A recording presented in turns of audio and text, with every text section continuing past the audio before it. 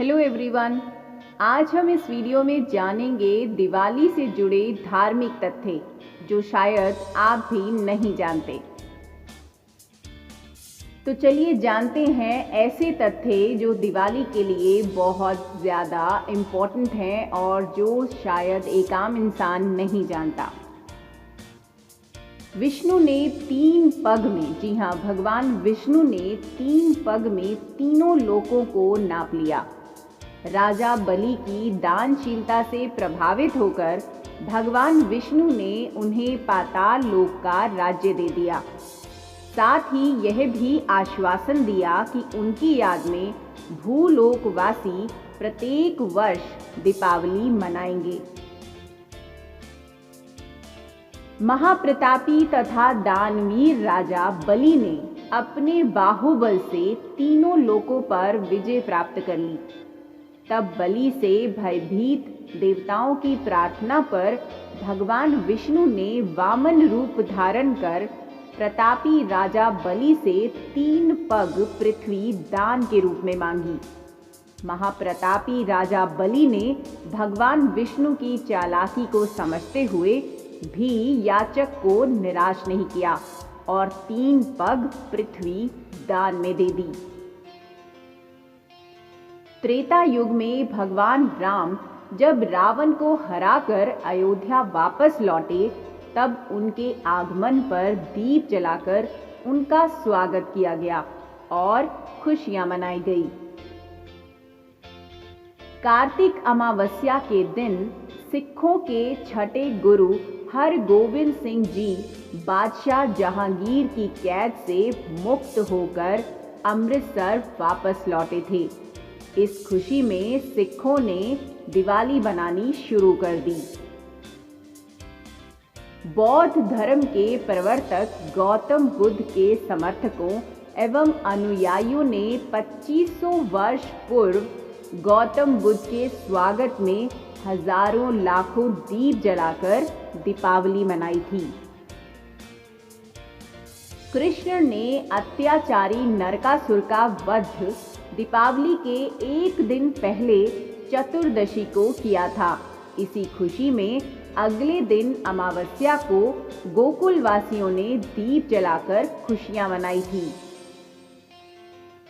500 ईसा पूर्व की मोहनजोदड़ो सभ्यता के प्राप्त अवशेषों में मिट्टी की एक मूर्ति के अनुसार उस समय भी दीपावली मनाई जाती थी।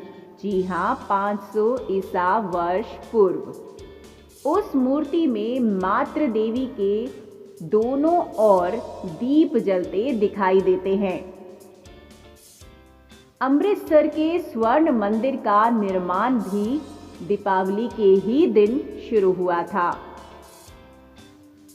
जैन धर्म के 24वें तीर्थकर भगवान महावीर ने भी दीपावली के दिन ही बिहार के पावापुरी में अपना शरीर त्याग दिया।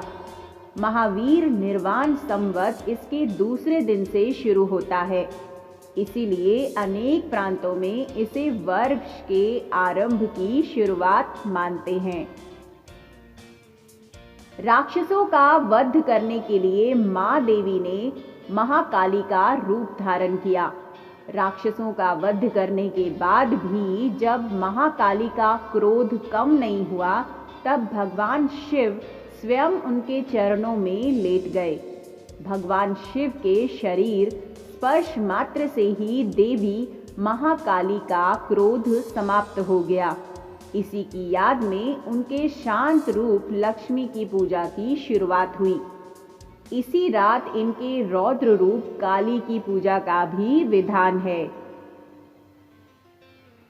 मुगल वंश के अंतिम सम्राट बहादुर शाह जफर दीपावली को त्योहार के रूप में मनाते थे और इस अवसर पर आयोजित कार्यक्रमों में भाग लेते थे।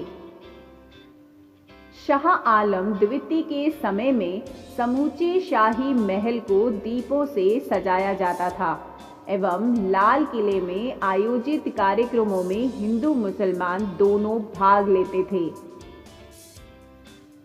पंजाब में जन्मे स्वामी राम तीर्थ का जन्म व महाप्रयाण दोनों दीपावली के दिन ही हुआ।